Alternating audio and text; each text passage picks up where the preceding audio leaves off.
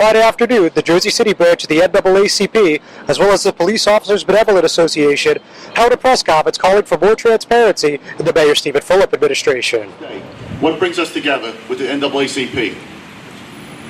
This organization's efforts here locally in Jersey City has been focused on increasing opportunities for minority-owned businesses to also serve the city they call home. Unfortunately, from what Reverend Keenan and I have discussed at length, your efforts have been rebuffed and ignored. There's an obvious pattern emerging out of City Hall. Now, most of us have heard or read about the contents of the tapes that continue to be a matter of investigation. They may be garbled and muffled, but one thing is sure. Mayor Fulop's appointees were not talking about creating opportunities to enrich the lives of the residents that we're supposed to serve. The conversation, the one where the Chief of Staff acknowledged, in very colorful language, what they were doing was probably illegal, was not about reaching a fair contract with the Jersey City Police Department.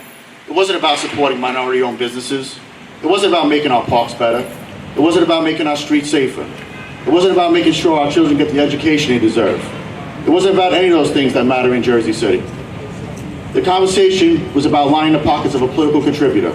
We are not here expecting a perfect government, but we are here expecting a transparent government. Knowing that when there is no transparency, the marginalized are the first group to suffer. And so we have to do better. For the sake of our children, we have to do better. How important is transparency?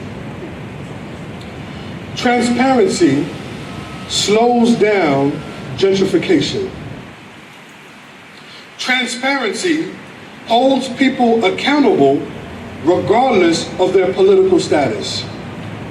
Transparency means the best person for the job gets the job.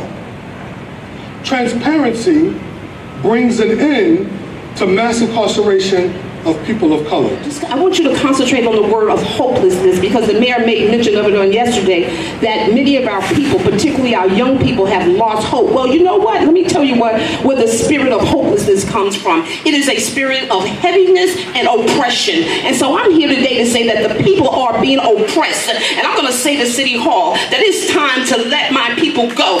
And so with that, I'm hoping that women will begin to raise up and have a voice and demand from any person that's in government our fair share. Our newly appointed officers, whose diversity continues to be touted, will remain at lower salaries for unprecedented period of time. This draws concerns for all of our officers, as well as residents of Jersey City. Our officers will now have to work double shifts, special duties, and obtain second jobs just to survive the cost of living here. I'm John Itis with the Hudson County View, the eye of the community.